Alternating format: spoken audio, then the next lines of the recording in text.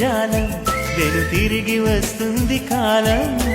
రేపుగా మన పాపగా పుడుతుంది సరికొత్తగా నీవు నాకు తోడుగా నేను నీకు నీడగా ప్రతి రేయి తీయగా పిలుస్తోంది హాయిగా ఇలా ఉండిపోతే చాలుగా నువ్వంటే నాకిష్టమని అన్నది నా ప్రతి శ్వాస